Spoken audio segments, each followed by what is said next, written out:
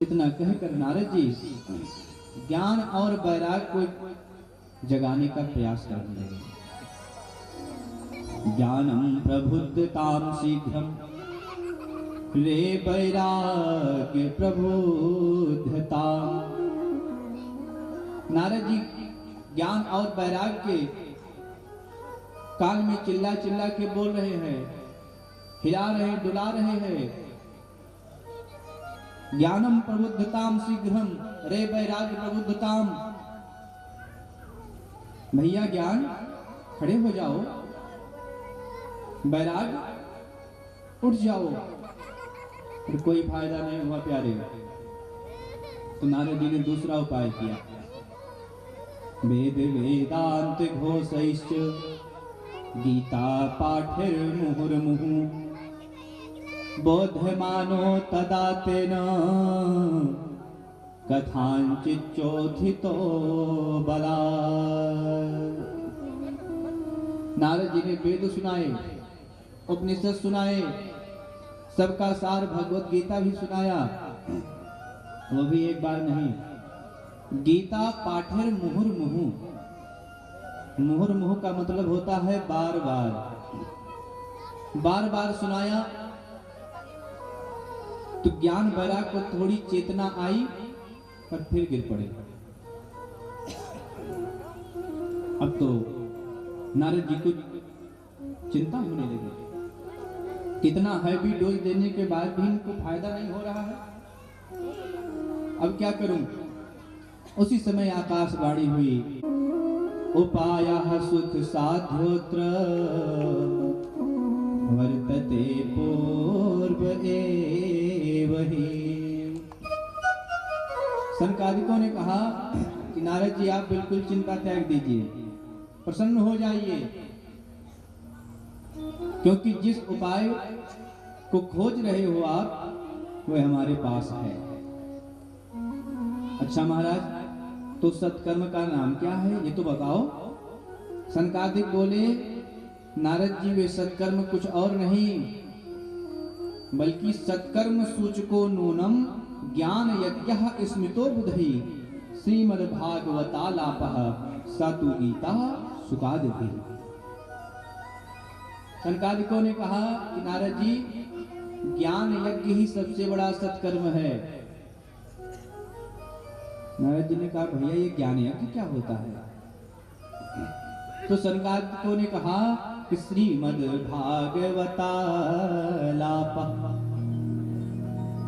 कहा कि श्री सुखदेव जैसे परमहंस के श्री मुख से गाया हुआ श्रीमद् भागवत महापुराण ही वे ज्ञान यज्ञ है, जिसका श्रवण करते ही, जिसका पान करते ही बुद्धे ज्ञान वैराग्य विश्वस्त होकर के, तरुण होकर के नृत्य करने लगे। नारद जी ने कहा वाह महाराज, हम चारों वेद सुनाए बैठे हैं, उपनिषद सुनाए बैठे, गीता सुना दिया, तब तो कुछ लाभ नहीं हुआ। तो भागवत जी से क्या हो जाएगा?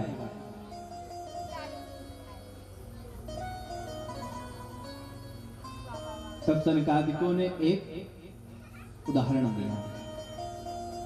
कहा नारद जी ये भागवत वेद रूपी कल्पतरु का पका हुआ फल है, और जो स्वाद फल में मिलेगा वो स्वाद वृक्ष में नहीं मिलेगा। कोई आम का फल खाए और आम का फल खूब मीठा हो, खूब अच्छा हो। अब वो सोचे जब फल इतना मीठा है तो वृक्ष कितना मीठा होगा, और जाए वृक्ष ही खाने लग जाए तो स्वाद तो नहीं मिलेगा, पर दांत जरूर हाथ में आ जाएंगे। बोलो राधे राधे। तो ये भागवत जी क्या है? निगम कल्पतरोर गलितम फलम। ये वेद रूपी कल्पतरु का पका हुआ फल है, और जो स्वाद भागवत जी में है वो और किसी में नहीं है। जैसे दूध से ही घी निकलता है ना, लेकिन कोई घी में पूड़ी बना रहा हो और घी खत्म हो जाए। इतने में कोई सज्जन पहुंचे, कहे अरे घी खत्म हो गया, एक काम करो इसमें दूध डाल दो। तो उसने कहा अरे मूर्खो, दूध से कहीं थोड़ी निकलेगी। उसने कहा अरे दूध से ही तो घी बनता है। तो दूध से ही घी बनता है, लेकिन जो काम घी करेगा वो दूध नहीं कर सकता। तो ऐसे ही ये वेद रूपी विशाल कल्पतरु का भागवत क्या है, फल है, जो स्वाद भागवत में है और अन्यत्र कहीं नहीं है।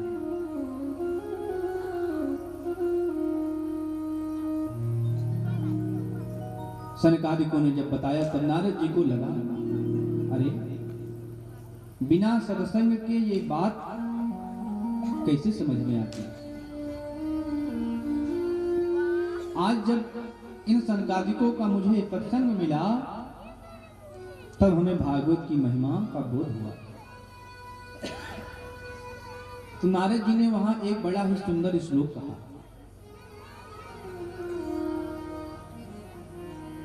भाग्योदयेन बहुजन्म समर्जितेन सत्संगमं च लभते पुरुषो यदा वै।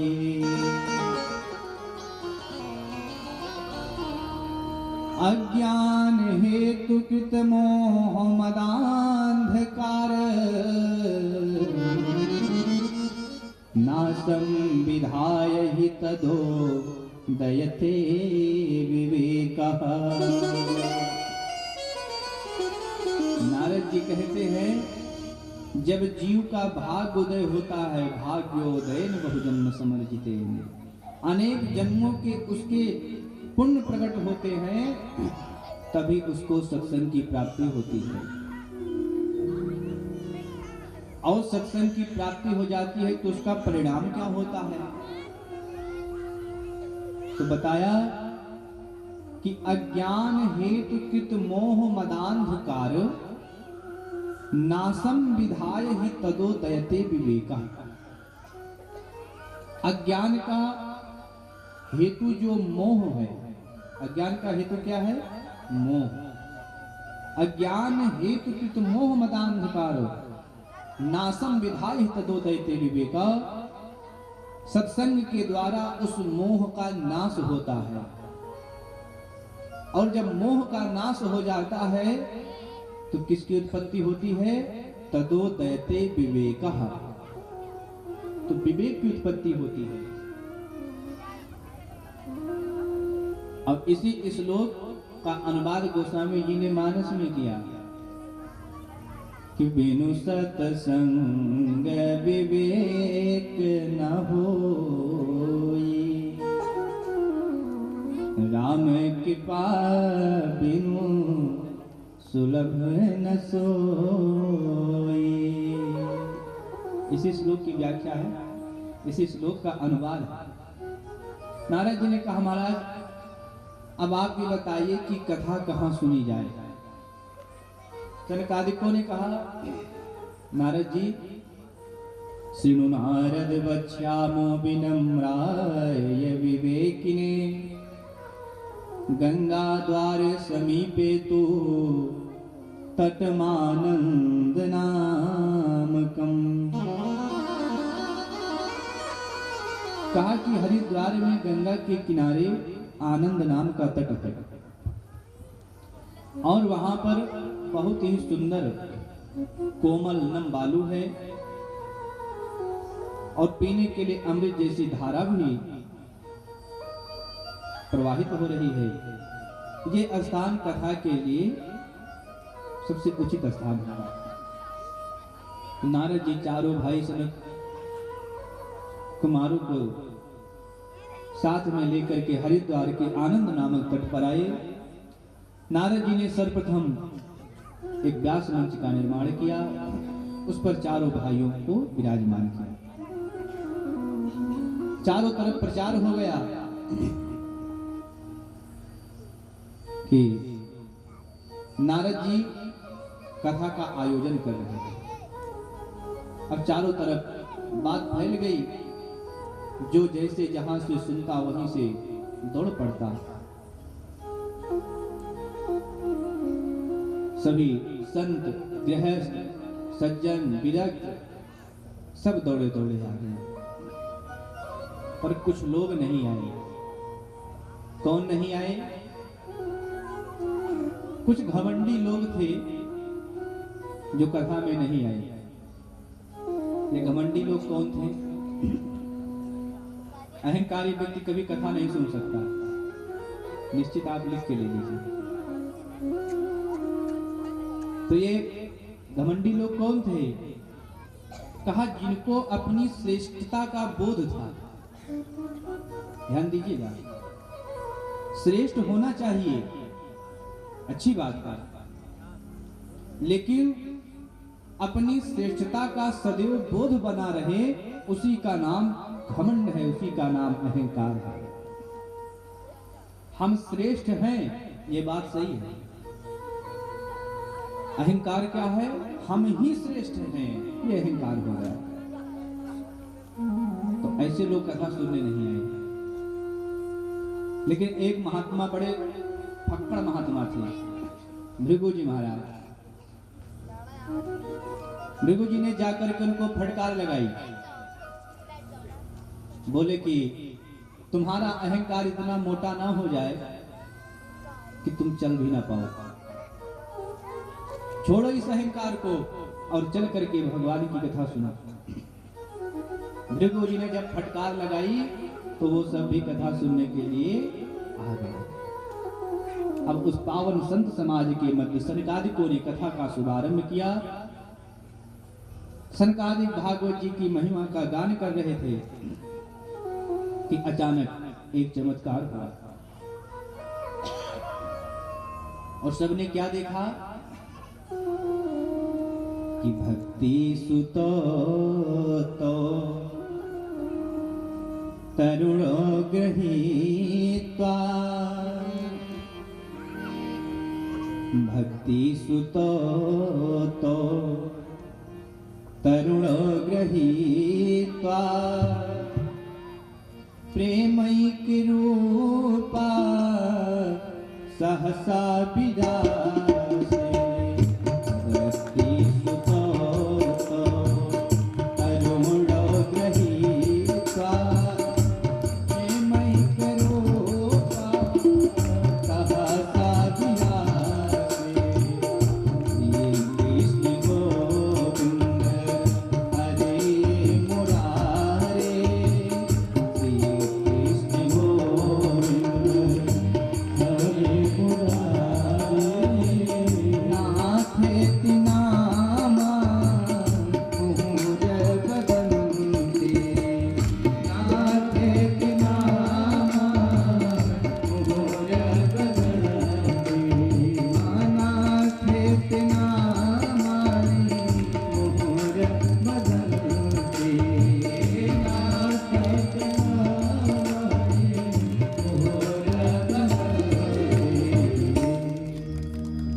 बोलिए नारायण भगवान की। सबने क्या देखा भैया कि भक्ति सुतो तो तरुणो गृहीत्वा, भक्ति मैया अपने दोनों पुत्र ज्ञान और वैराग्य के साथ तरुण होकर के प्रकट हो गई और हरि नाम संकीर्तन करने लगी। कौन सा संकीर्तन कर रही है? श्री कृष्ण गोविंद हरे मुरारे, हे नाथ नारायण वासुदेव। संकीर्तन करते हुए प्रकट हो गए। अब जैसे ही लोगों ने देखा तो सब हैरान हो गए। कथम प्रविष्टा कथमागतेयम, ये कौन है, कहां से प्रकट हो गई? सनकादिक बोले कि भक्ति मैया है। जहां भागवत जी की मधुर कथा होती है वहां भागवत के अर्थ से ही भक्ति महारानी अपने दोनों पुत्रों के साथ प्रकट हो जाती है। इसलिए कहीं जाने की आवश्यकता नहीं है। भक्ति के लिए हम सोचे अयोध्या चले जाए या किसी और तीर्थ में चले जाएं तो भक्ति आ जाएगी, कहाँ ना। इस बात की कोई गारंटी नहीं है। तो भक्ति उत्पन्न कहां से हुई?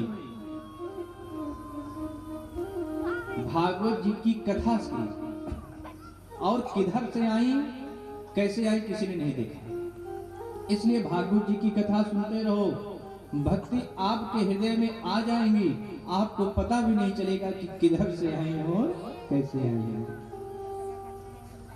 भक्ति महारानी ने प्रणाम करके कहा, महाराज यहाँ पर जितने लोग आए हैं सबके बैठने की उत्तम व्यवस्था की गई है। हमारे हनुमान जी के द्वारा भी बढ़िया व्यवस्था की गई है। भक्ति मैया ने कहा, महाराज पर अहम प्रतिष्ठामी, मैं कहां बैठ जाऊं? मेरे बैठने का स्थान कहां है? सनकादिकों ने कहा, है भक्ति महारानी, पहले आप एक वादा करो कि जहां आप एक बार बैठ जाओगे फिर आप उठोगी नहीं। कहा ठीक है। तो सनकादिकों ने स्थान बताया। कहा, हे भक्ति महारानी, आप अपने दोनों पुत्रों को लेकर ये जितने मेरे श्रोता बैठे हैं ना, इन्हीं के हृदय में जाकर के आप बैठ जाओ। बोलिए भक्ति मैया की। क्योंकि त्रिभुवन में वही धन्य है जिसके हृदय में भक्ति निवास करती है। सकल भुवन मध्ये निर्धनास्ते धन्या, निवसते हृदये सा श्री हरेर भक्तिरेका। हरिरपि निज लोकम सर्वथा तो विहाय, प्रविशत हृदय तेसा भक्ति सूत्रोपनद्धा। भक्ति जिस भवन में होती है, भगवान उस भवन में बिन बुलाए ही भागे भागे चले आते हैं। भगवान को बुलाना नहीं पड़ता, खुद दौड़े दौड़े आ जाते हैं। और एक बार घुस पाए तो भगवान की प्राण प्रिया भक्ति भगवान के पाद पद्मों को ऐसा जकड़ती हैं, ऐसा पकड़ती हैं कि भगवान फिर निकल नहीं पाते हैं। बोलिए भक्ति महारानी की। नारद जी ने पुनः प्रश्न किया कि महाराज, भक्ति ज्ञान वैराग को देने वाली एक कथा है, ये तो मैंने प्रत्यक्ष देख लिया, क्योंकि तीनों ही स्वस्थ होकर नृत्य कर रहे थे। पर एक प्रश्न और है मेरा कि क्या किसी पापी व्यक्ति को भागवत सुनने से मुक्ति मिल सकती है? सनकादिकों ने कहा, नारद जी, पापी व्यक्ति ही नहीं, अथवा ये मानवाह पाप कृतस्तु सर्वदा सदा दुराचार रता विमार्गगा, क्रोधा निदग्धा कुटिलाश्च कामिनः, सप्ताह यज्ञेन कलो पुनन्ति ते। सनकादिक कहते हैं, नारद जी, जिस मनुष्य ने जीवन में कभी सत्कर्म ना किया हो, सदा पाप करता रहा हो, क्रोध रूपी अग्नि में सदा जलता रहा हो, ऐसा दुराचारी व्यक्ति भी यदि सप्ताह विधि से भागवत जी की कथा सुन ले, निश्चित रूप से उसके अंदर परिवर्तन आ जाएगा। सनकादिक कहते हैं, नारद जी, मैं तो यहां तक कहता हूं कि जिसने जीवन पर्यंत पाप कर्म ही किया हो और मरने के बाद वो प्रेतात्मा हो गया हो और उसके बाद भी उसके नाम से सप्ताह भी से भागवत जी की कथा कराई जाए तो वो भी प्रेत योनि से मुक्त होकर के भगवान के परम पद को प्राप्त करेगा। नारद जी ने कहा धन्य है महाराज, आपने जीते जी की में मरने के बाद भी कहा कि लोग तर जाते हैं भागवत जी की कथा सुन करके। ऐसा कभी हुआ भी है? कोई प्रमाण है?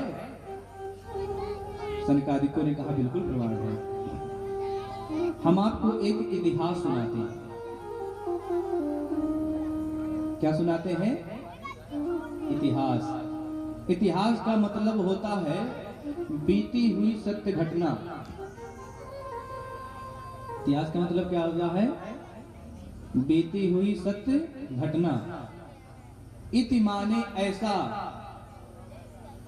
हा इति निश्चयन, हा मतलब निश्चित रूप से, आस माने हुआ।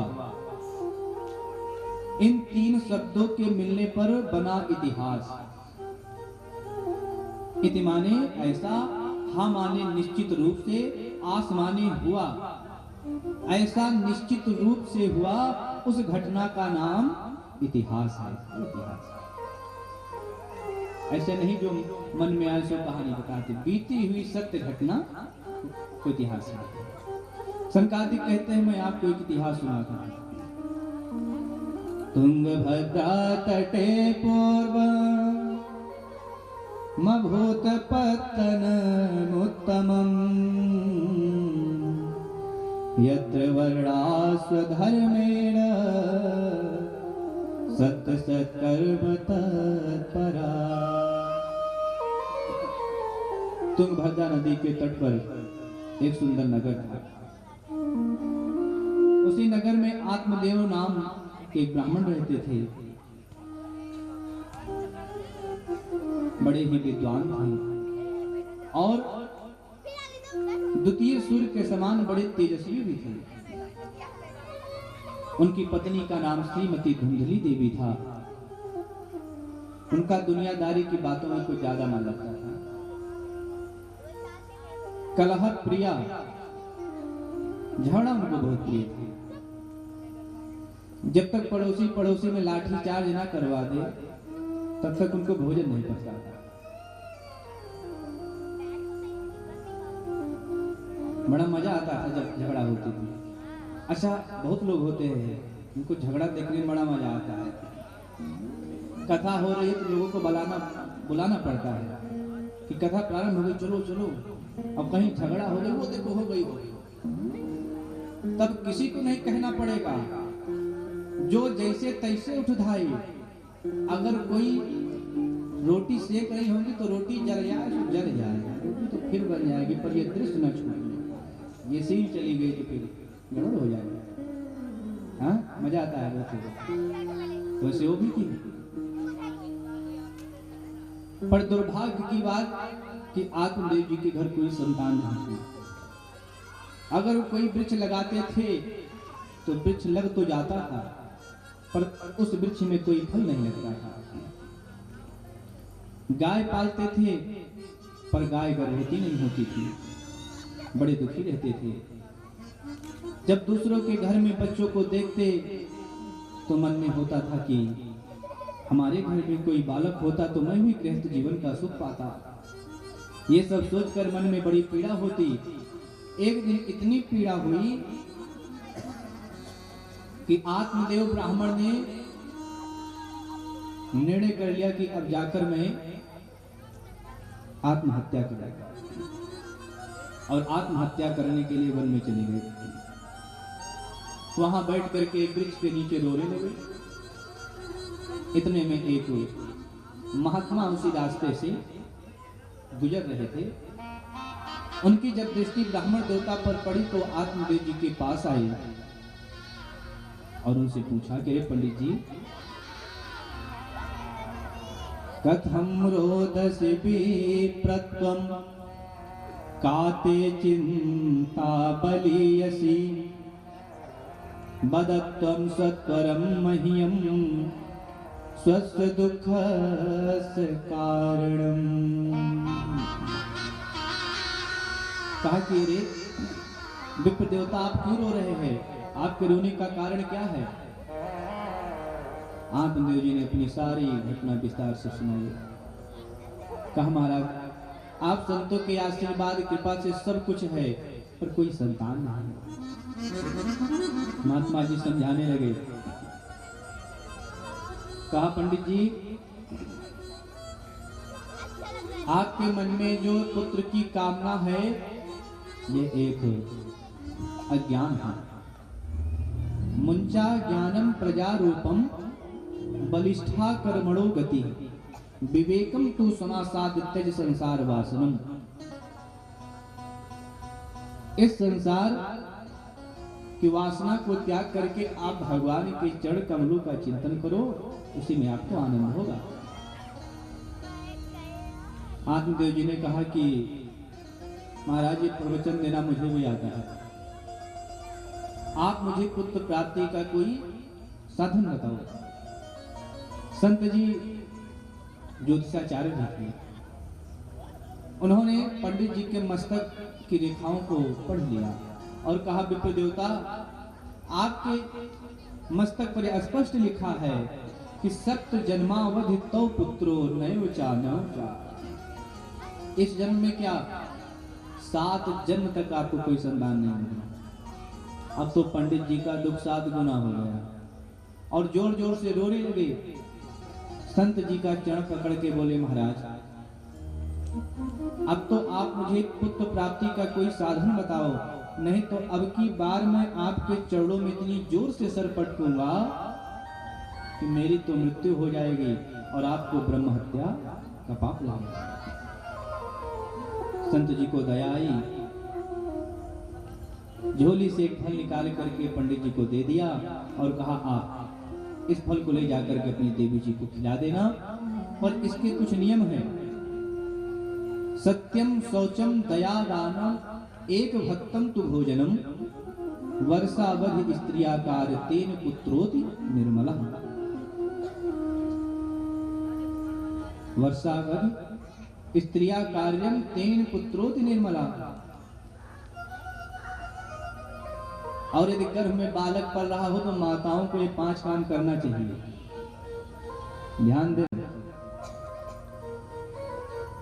पहला, सत्यम, सत्य बोलना चाहिए, झूठ नहीं बोलना चाहिए। दूसरा, शौचम,